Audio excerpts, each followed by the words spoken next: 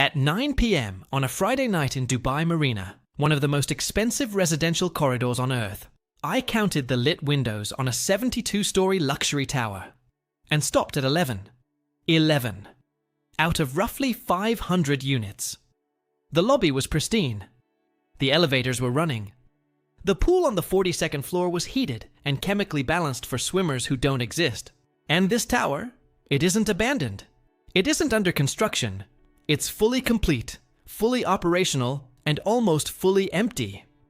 This is what $50 billion of ghost real estate looks like. And the reasons behind it are far stranger than anyone wants to admit. From the ground, Dubai's skyline is still the most aggressively ambitious on the planet. Every few months, a new supertoll goes up. A new mega development gets announced. A new architectural record gets shattered. And the marketing never stops. Glossy renderings of infinity pools, AI-integrated smart homes, and branded residences tied to fashion houses and sports car manufacturers. Walk through any international property expo from London to Shanghai, and Dubai occupies the largest, flashiest stands, projecting confidence and inevitability.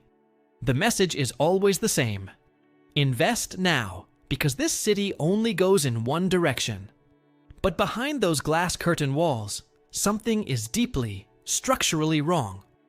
The towers are going up, the people are not moving in, and the gap between what Dubai builds and what Dubai fills has become one of the most expensive miscalculations in modern urban history. Between 2019 and early 2025, developers in Dubai approved the construction of over 100,000 new luxury residential units in a market that was already sitting on roughly 30,000 empty ones. According to property data tracked by firms like CBRE, JLL, and local consultancy ValueStrat, citywide residential vacancy rates hovered between 25 and 38% across this period, depending on the district and the price tier. In some ultra-luxury zones, think Palm Jumeirah penthouses, downtown Dubai branded residences, Dubai Hills mega villas, vacancy reportedly climbed past 40%. That's not a soft market. That's a market building at twice the speed it's absorbing, and the money involved is staggering. Conservative estimates from Knight Frank and Savills put the total value of unsold or unoccupied luxury residential inventory in Dubai at somewhere between 40 billion and 55 billion as of mid-2025. To put that in perspective, that's more than the entire GDP of Jordan. It's roughly what NASA spent over a decade to return humans to the moon. Except this money is sitting in empty apartments that nobody lives in, that nobody rents, and that, in many cases, nobody even visits. So why does this keep happening? Why do new towers keep rising in a city where existing ones can't fill their floors? The answer isn't incompetence. It isn't poor market research. It's actually much more calculated than that, and much more troubling. To understand why these towers keep rising, you have to understand one uncomfortable truth about Dubai's economy. It doesn't make money when people move in. It makes money when people buy off-plan. This is the engine that drives everything. A developer announces a project. They release slick CGI renders, a celebrity-endorsed launch event, maybe a tie-in with Bugatti or Versace or some luxury hotel brand.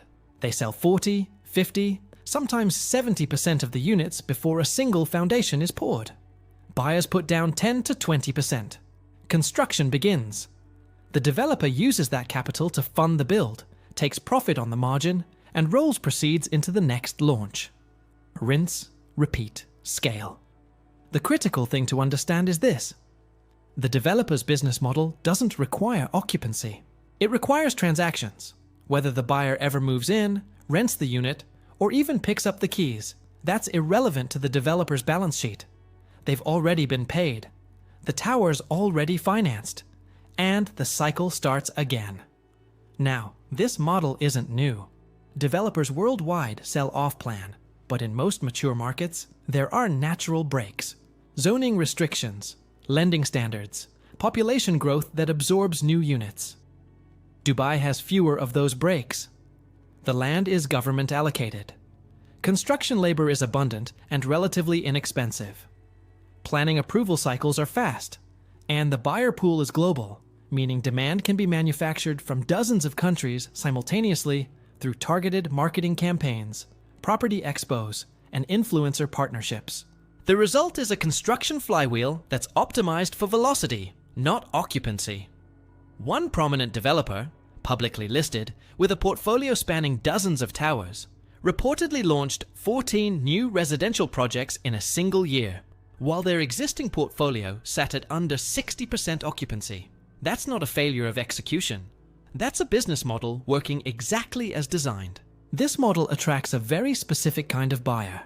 Not families looking for a home, not professionals relocating for work, but investors, many of them overseas, are looking for capital preservation, visa access, or speculative gains. According to Dubai Land Department data, foreign nationals accounted for roughly 60 to 65% of all property transactions in 2024. Many of these buyers are from Russia, India, China, the UK, and parts of sub-Saharan Africa. They're buying Dubai real estate the way people buy gold, as an asset, not a dwelling. The apartment is a financial instrument. It just happens to have a kitchen.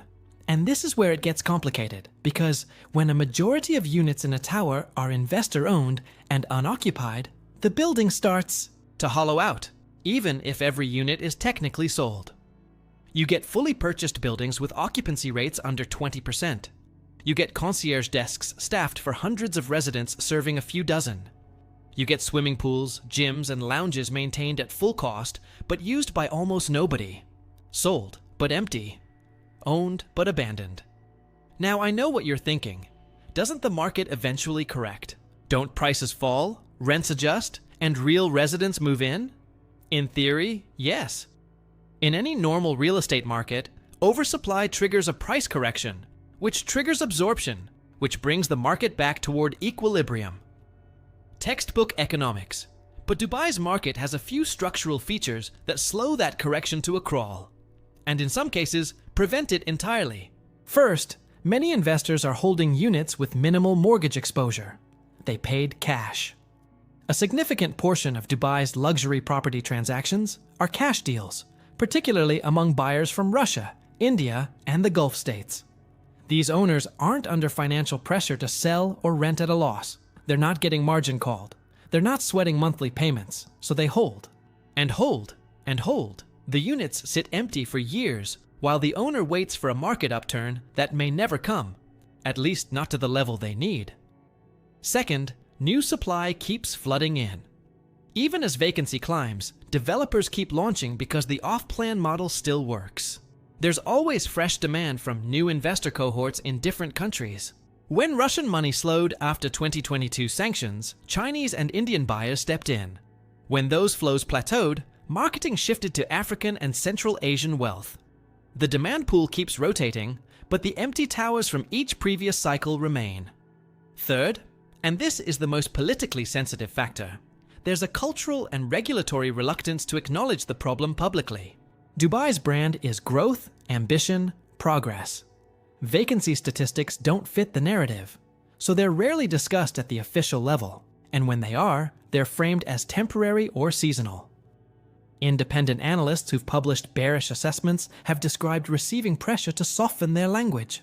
The data exists, but it has to be assembled from private sources, consultancy reports, and off-the-record conversations. There is no centralized, publicly accessible, regularly updated vacancy database for Dubai's residential market. And that absence isn't accidental. Priya Menon spent her entire savings on a one-bedroom apartment in Business Bay. And for 3 years, she's been the only person living on her floor. She's not struggling financially. She works in fintech. She chose the unit because she believed the neighborhood would develop into something vibrant, walkable, full of life.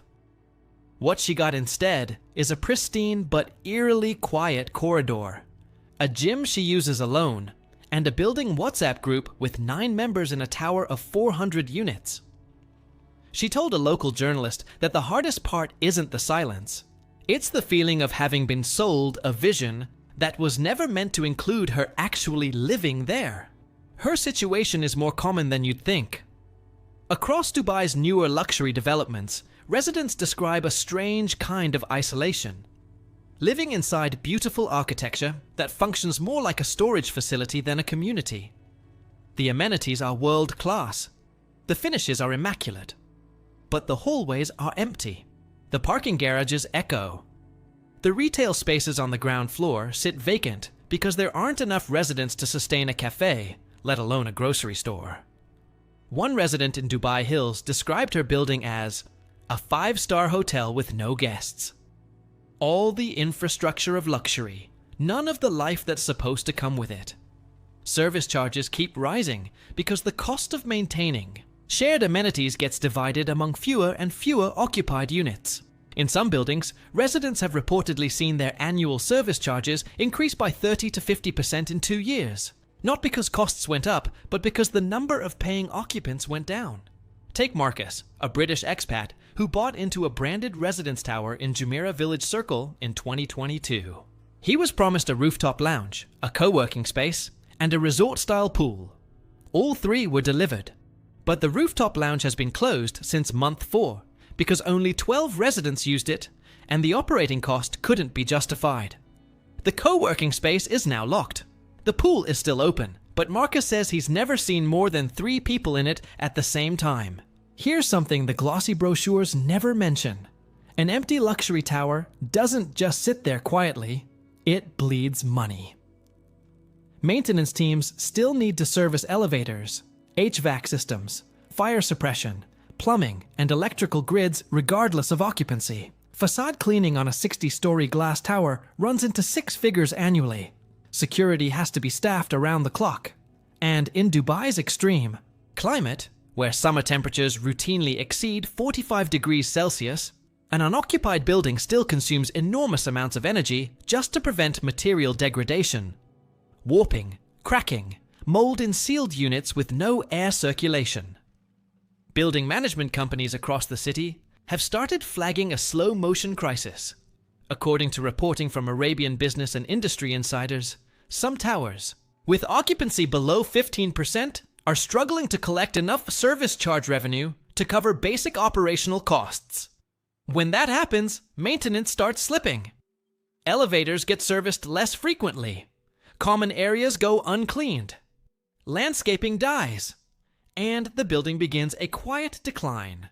Not because it's old or broken, but because there aren't enough people inside it to fund its own survival. And this is where the economics get truly perverse. Dubai requires all unit owners, whether they live in the property or not, to pay annual service charges. But enforcement on absentee owners, particularly those based overseas, is inconsistent. Some management companies report collection rates below 50% in heavily investor-owned buildings.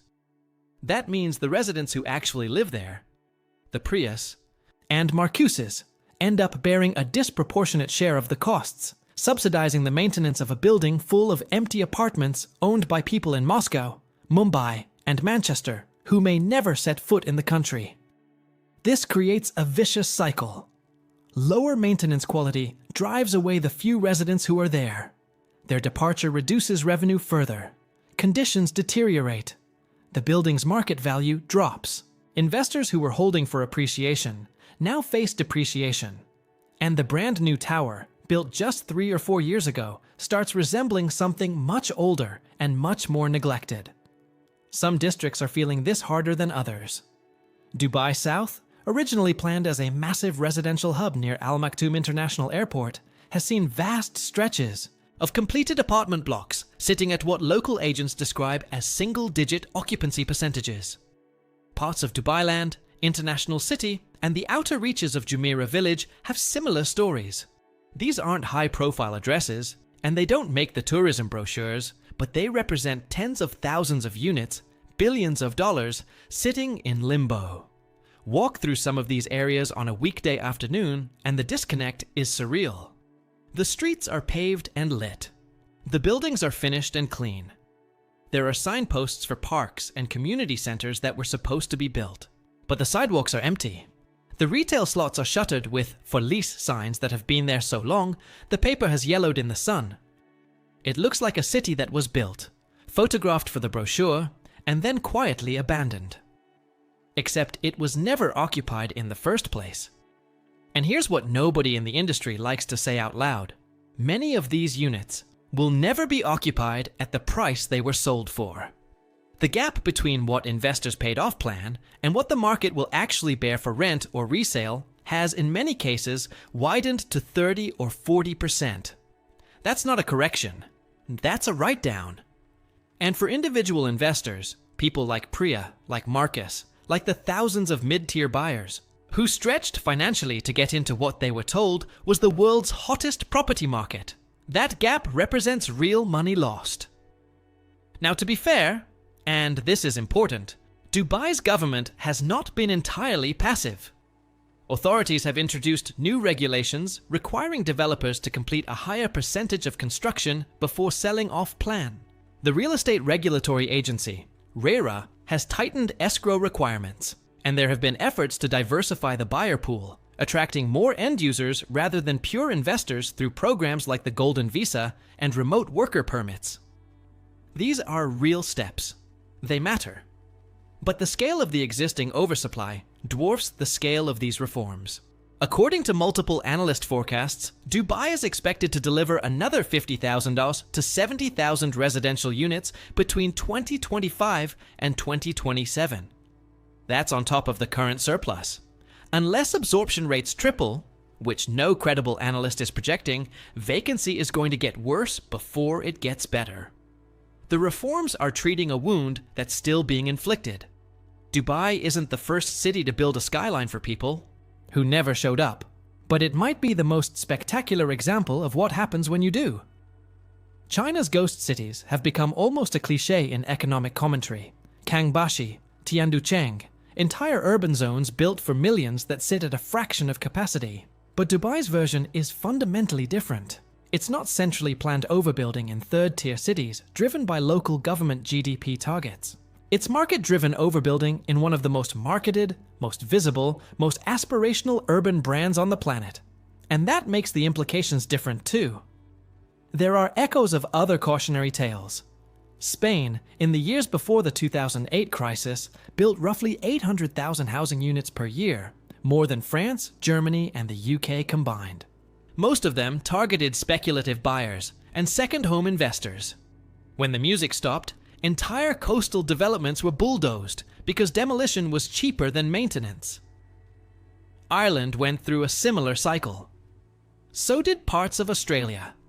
The pattern is always the same: cheap capital, speculative demand, and a construction machine that runs on transaction volume rather than genuine housing need. Dubai's version is shinier, more Instagram-friendly, and wrapped in the language of innovation and luxury. But the underlying mechanics are recognizable to anyone who studied a speculative building boom. Because Dubai's entire value proposition, to investors, to tourists, to multinational corporations choosing a regional headquarters, rests on a perception of momentum, of unstoppable growth, of being the city of the future. When the physical evidence starts contradicting that narrative, when the towers are gleaming but empty, when the malls are stunning but quiet, when the population growth doesn't match the construction pipeline, the perception starts to crack. And in a city built almost entirely on perception, that crack matters more than anywhere else. There's a phrase used in real estate circles that keeps coming up when you talk to people about Dubai off the record. They call it the beautiful lie. The skyline looks incredible. The numbers on paper look impressive. The launches keep coming. The celebrities keep endorsing. But underneath, a growing number of towers are functionally dormant. And the longer they stay that way, the harder they become to revive.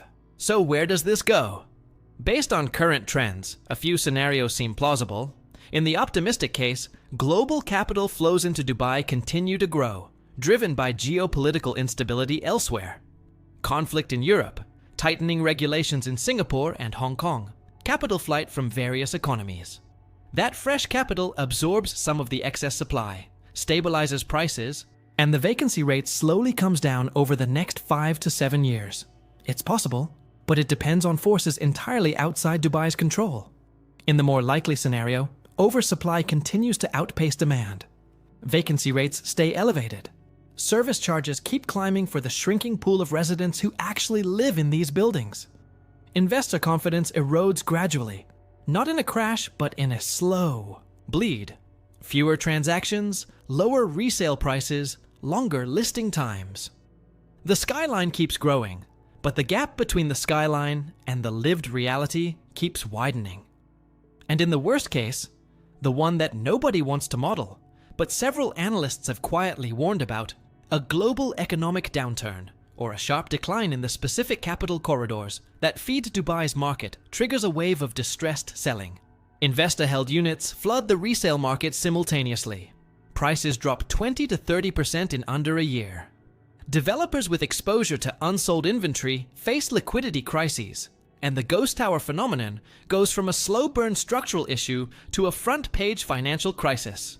Nobody knows which scenario will play out. But standing at the base of that tower in Dubai Marina, the one with 11 lit windows, one thing felt unmistakable. This is a city that built the future before enough people arrived to live in it. $50 billion of glass and steel and marble and smart home wiring, engineered to the highest specifications, marketed to the entire world. And so much of it just sits there, humming with electricity, cooling itself against the desert heat, waiting for residents who bought the key but never turned it. The most pressing question in Dubai right now isn't what to build next. It's who's going to fill what's already there. And until someone has a convincing answer to that question, the towers will keep rising, the lights will mostly stay off, and the most ambitious skyline in the world will remain, in large part, the most expensive ghost town ever constructed. If this investigation gave you a clearer picture of what's actually happening behind Dubai's skyline, subscribe. Because we're tracking this story as it develops, and the next chapter could change everything. Drop your thoughts in the comments. If you've lived in one of these towers, if you've seen it firsthand, I want to hear your experience. Hit the bell so you don't miss what comes next. This one's far from over.